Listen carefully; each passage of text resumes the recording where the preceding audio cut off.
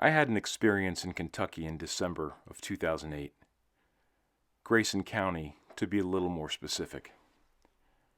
When I was a kid in the 70s, I read all the books I could find about Bigfoot, seen the Patterson-Gimlin film several times, and quickly became a true believer that there are things in this world we may never truly understand or fully know about. I've spent the better part of 4 decades hunting, fishing, camping, hiking, and exploring wild, untamed places. I love being in the woods, and I've always said it is my church, so to speak. I feel at home here, and the Cherokee Indian that runs through my veins certainly influences that, I'm sure. Either way, I would like to share it with you. I was black powder hunting alone in an area far removed from civilization as we know it. An off-grid property with old-growth timber surrounding it for many miles in every direction, with just a few seasonal hunting cabins that lie dormant most of the year. I've deer hunted this property all my life and never had any reason to fear walking into my deer stand in the dark, until the 2008 season that changed my life forever. I always rode my four-wheeler in and parked 250 yards outside of my favorite spot and walked the rest of the way in so as not to spook any game before I got to my stand. So as I shut my four-wheeler off and put on my backpack, I heard a very large limb snap. I thought it was a deer or animal moving around maybe 20 yards away. So I didn't think anything about it. I just figured I had spooked an animal inside the woods, so I gathered my gun and hunting gear and started walking down the 2-track trail without my flashlight on due to having good enough light from the moon to see where I was walking. I've been hunting here a long time and knew the trail, and this trail ended in a 15-acre hayfield surrounded by old-growth timber. As I walked in the dark, I started to realize something was paralleling my every step just inside the woods. I walked and stopped, and it would do the same. As I moved along the dark trail, the footsteps started getting closer to me. At the time, I wasn't sure, but it sounded like it was bipedal. By the time I realized I had a serious situation on my hands, it was far too late to make it back to the four-wheeler safely. So I picked up my pace and made a beeline for the field. I got to the field with my stalker pacing me every step. I moved swiftly towards my stand, 75 yards down at the edge of the woods. When I got within 10 yards of the stand, I heard another large limb snap really close to the edge of the field on my left. I stopped, turned my flashlight on, and shined in that direction.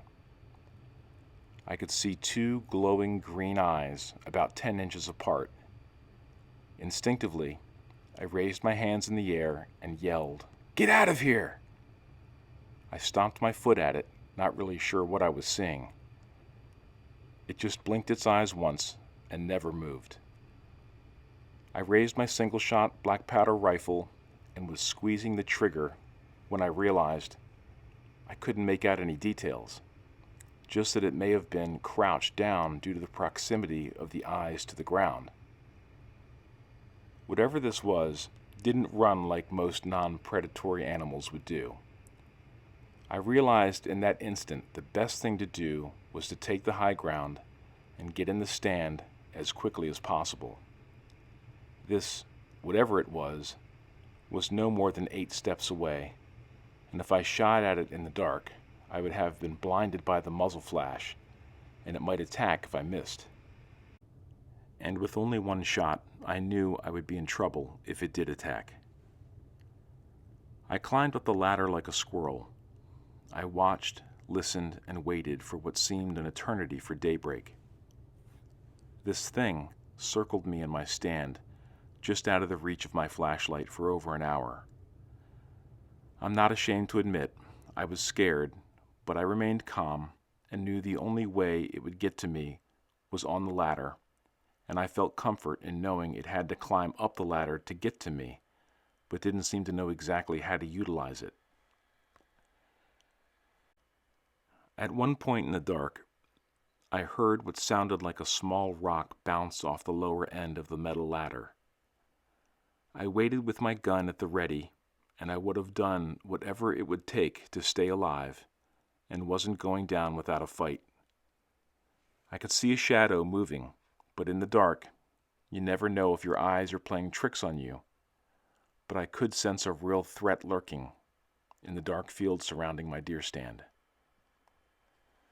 For whatever reason, this thing was stalking me, and did so until just before daybreak. I heard its footsteps fade into the woods where it had followed me from. I waited, watched, and listened intently until full daylight, and descended cautiously down the ladder on high alert.